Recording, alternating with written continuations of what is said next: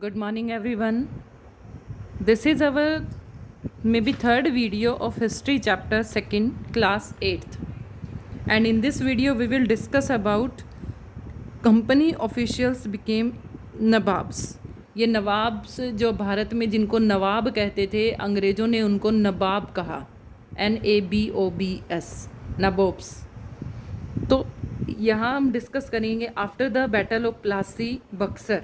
ये युद्ध हो चुके थे, रॉबर्ट क्लाइव के बारे में हमने पढ़ा। अब थोड़ा सा यहाँ और उनके बारे में पढ़ेंगे। What did it mean to be Nawabs? It means of course that the company acquired more power and authority. इसका मतलब होता है जब कंपनी ज़्यादा से ज़्यादा पावर गेन कर लेती है। But it also means something else. Each company servant begin to have vision of living like nawabs. अब नवाब तो भाई नवाब है जो मतलब अच्छे से जीवन जीता है, जिसका अधिकार होता है। तो कंपनी के जितने छोटे मोटे ऑफिसर्स थे सभी ये चाहते थे कि उनको भी भारत में नवाबों के जैसा जीवन जीने को मिले, पूरे ठाट बाट उनके नवाबों के जैसे हों। After the battle of Plassey the actual nawab of Bengal were force to give land and vast sums of money as personal gift to company officials. जब बैटल ऑफ प्लासी ख़त्म हुआ तो काफ़ी सारे नवाबों से ये कहा गया कि वो कंपनी के ऑफिशियल्स को अलग से पर्सनल गिफ्ट दें। Robert Clive himself amazed of fortune in India, he had come to Madras. जब वो मद्रास आया, रॉबर्ट क्लाइव के बारे में बात हो रही है, नाउ चेन्नई। जब वो मद्रास आया, जो अब चेन्नई के नाम से जाना जाता है, फ्रॉम इंग्लैंड इन 1743। तो इसको भी अंडरलाइन करेंगे कि रॉबर्ट क्लाइव पहली बार भारत कब आए, इन 1743 में आए वो, एट द एज ऑफ 18। उस समय उनकी जो उम्र थी वो केवल 18 साल की होती थी। When in 1767 he left India, and his Indian fortune was worth rupees interestingly, यानी जब वो भारत से लौटे तो उनकी संपत्ति इतनी हो गई थी। Interestingly when he was appointed governor in Bengal in 1764, 1764 में उनको गवर्नर बनाया गया। He was asked to remove corruption in company administration, but he was himself cross-examined in 1772 by the British Parliament, which was suspicious of his vast wealth. 1764 में उनको बंगाल का governor बनाकर appoint किया गया, लेकिन उसके पास उसने इतनी संपत्ति अर्ज कर ली कि जिसका कोई हिसाब नहीं था। और आखिर में ब्रिटिश पार्लियामेंट ने उनसे उनकी संपत्ति का हिसाब मांगा। ऑल्दो ही वॉज एक्विटेड, और उनको क्राइम का उनको गुनहगार माना गया कि इतनी सारी संपत्ति उनके पास कहाँ से आई। ही कमिटेड सुसाइड इन 1774, और आखिर में 1774 ईस्वी में रॉबर्ट क्लाइव ने सुसाइड किया। However, not all the company officials succeeded in making money like Clive. ये तो संभव नहीं था कि जितने भी कंपनी के ऑफिशियल्स थे, जितने भी अंग्रेज़ थे, वो रॉबर्ट क्लाइव के जितनी संपत्ति अर्जित कर पाए हों। Many died an early death in India due to diseases and war, and it would be not right to regard all of them as corrupt and dishonest like Clive. अब हम ये नहीं कह सकते कि सभी के सभी रॉबर्ट क्लाइव के जैसे थे। बहुत सारे तो यंग एज में मारे गए, कोई युद्धों में मारा गया, कोई बीमारियों की वजह से मारा गया, और सभी के सभी क्लाइव जैसे नहीं थे, सभी संपत्ति अर्जित नहीं कर पाए। ना ही सभी करप्ट थे, ना ही डिसऑनेस्ट थे। Many of them came from humble backgrounds, and their uppermost desire was to earn something in India, earn enough in India. वो केवल कुछ तो ऐसे परिवारों से आए थे जिनकी सब इकोनॉमिक कंडीशन थी इंग्लैंड में वो ठीक नहीं थी। वो केवल इतना चाहते थे कि वो थोड़ा बहुत यहाँ से अर्जित कर पाए और इंग्लैंड में जाकर शानो शौकत से अपना जीवन जिए। Return to Britain and lead a comfortable life. Those who managed to return with wealth led flashy lives and flaunted their riches. और जो लौट गए उन्होंने अच्छा जीवन जिया, क्योंकि भारत से काफ़ी सारा पैसा वो लेकर गए वो लोग यहाँ से। They were called nobs, और उनको वहाँ जाने के बाद उनको नोब्स कहा गया, जो भारत से पैसा लेकर इंग्लैंड गए और वहाँ जाकर ठाठ बाट से अपना जीवन जिया।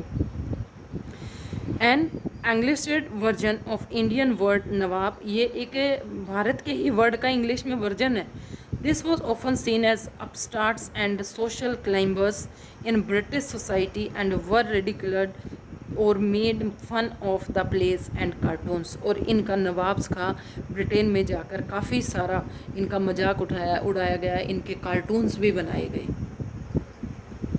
तो आई होप ये आपको समझ आया होगा। नेक्स्ट पॉइंट हमारा आता है कंपनी रूल एक्सपेंड्स। कंपनी ने अपना शासन धीरे धीरे करके भारत में किस तरह से एक्सपेंड किया।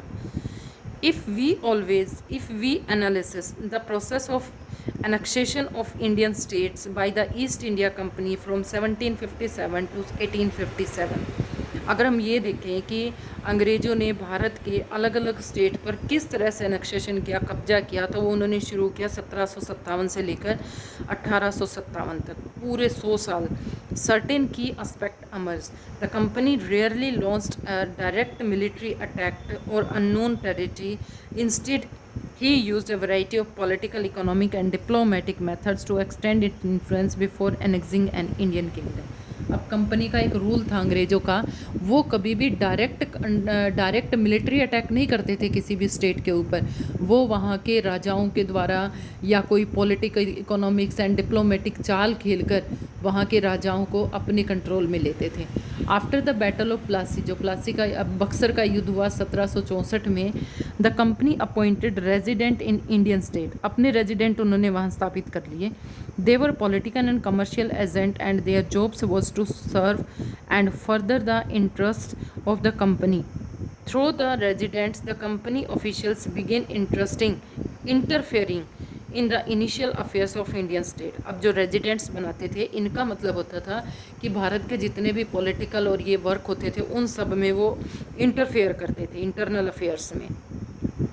दे try to decide who was to be the successor to the throne, वो ये भी डिसाइड करते थे कि उसका जो स्टेट है उसका शासक कौन होगा, सक्सेसर कौन होगा, and who was the appointed as the administrative post, और किसको कौन सी पोस्ट दी जाएगी। आपको रानी झांसी की स्टोरी याद होगी, वहाँ पर किस तरह से वो इंटरफेयर करते थे। Sometimes the company force the state into the subsidiary alliance. अब ये सब्सिडियरी अलायंस क्या होता है, ये देखें। According to the terms of this alliance, इस संधि के अनुसार, इसको आपने लिखना भी है, what is subsidiary alliance. Indian rulers were not allowed to have their independent armed forces. इसके अनुसार भारतीय शासकों को अपनी सेना रखने का अधिकार नहीं होता था। They were to be protected by the company, वो अंग्रेजों के द्वारा उनको प्रोटेक्शन प्राप्त होगी, बट